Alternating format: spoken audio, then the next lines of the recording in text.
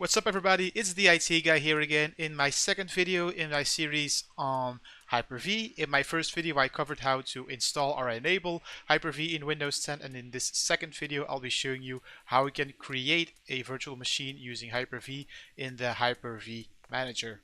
So starting things off, of course, you have to open up the Hyper-V Manager itself. So we're going to open up the Hyper-V Manager itself. If the Hyper-V Manager is not installed yet, I made a video on how to enable or install it on Windows 10. I'll link it up top.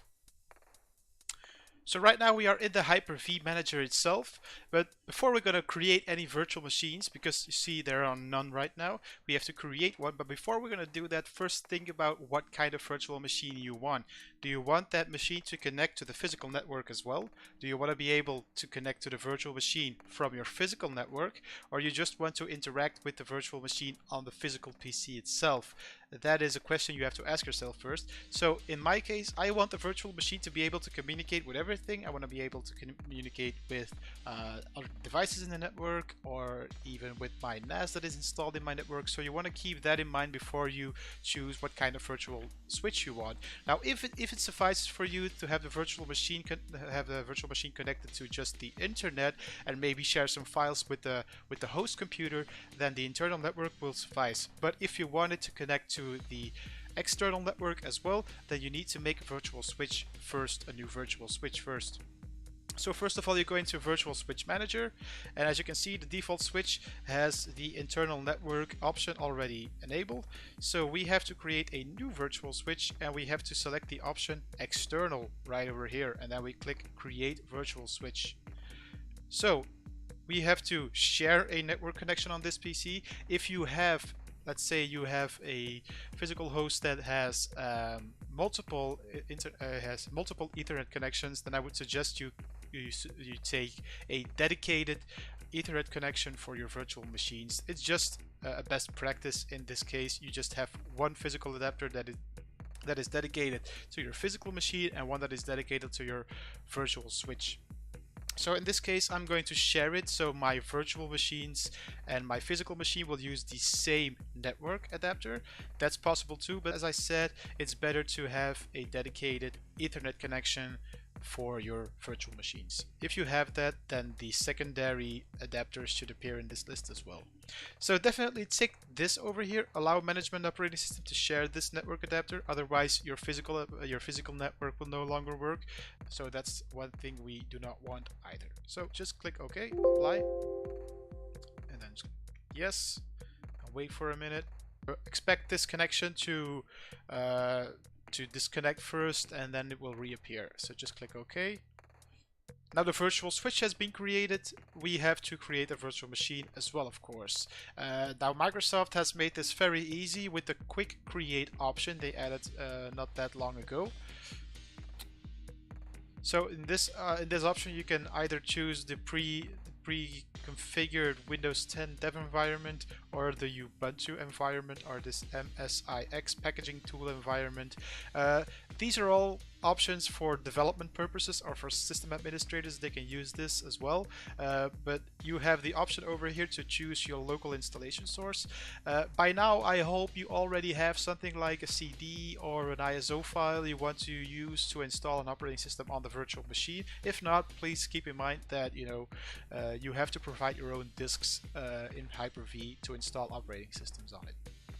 So you just have to click this over here, local installation source, then change installation source over here, and then we go over to our data, and we have Windows 10. We're going to use Windows 10, Windows 10 Pro. We're going to install that operating system on this virtual machine right now, and just click open, and then you can click more options here if you want to change the virtual switch, and then just click the create virtual machine to create the virtual machine in a very fast way. But we are not going to create a virtual machine in this way. We are going with the more advanced option. We are going with this option over here. You just click new, and then you click virtual machine. Now in this wizard over here, this is a very basic wizard that guides you through the process of naming your virtual machine, and changing some settings like the amount of memory you want it to have, the amount of disk space you want it to have, and this is just a wizard that guides you through that process. In the quick create option, you'll see that The quick create option just uses all the default settings that are shown in this wizard over here. So right now you can go over and click next, and then we can name our virtual machine. We're going to name this one demo. Okay, and then just click next again.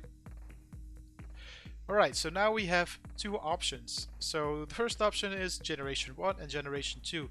Now generation 1 actually just mimics or virtualizes a standard BIOS environment, and the generation 2 mimics a UEFI, the newer type of BIOS environment, and only supports 64-bit operating systems and does no longer support 32-bit.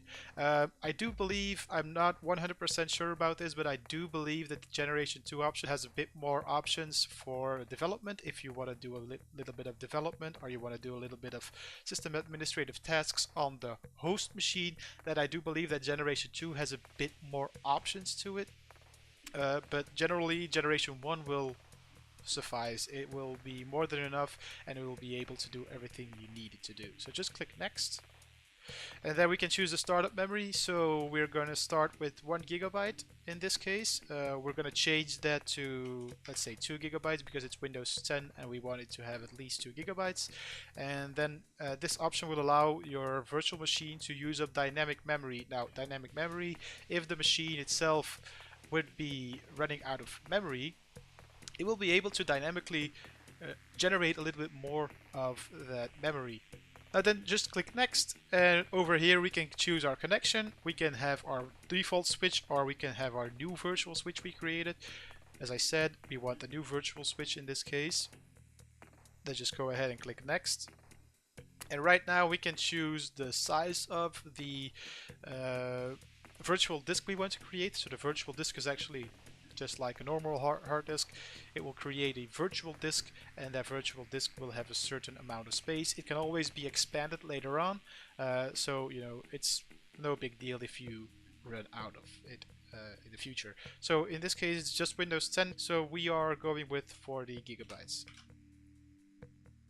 Just click next. Right now you have the option to install an operating system later, and you have the option to install a operating system using an ISO file or a physical CD or DVD drive. So we are going with the option image file, and then you just click browse and then select the Windows 10 ISO and click next and then finish up. And there we have our virtual machine. It's created right now. Let's fire it up and start installing the operating system. Okay, so right now we are in this in the virtual machines Hyper-V manager again, and we can open up our virtual machine by double clicking on it and then just click start. So the virtual machine will start and the ISO file will automatically start up as well. So first of all, we're going to install the operating system first, and then I will show you how you can remove that media, because if you keep the media inside, if you keep the ISO file attached to the virtual machine, it will keep asking you to install the operating system. So we don't want that either. So now the operating system is installed, we can go ahead and remove the media by going over to media, clicking DVD drive and ejecting the ISO file. Now I hope this video helped you out, and if it did, please leave a like, and if you want to see more of my videos, please subscribe, and I'll see you in the next video. Bye!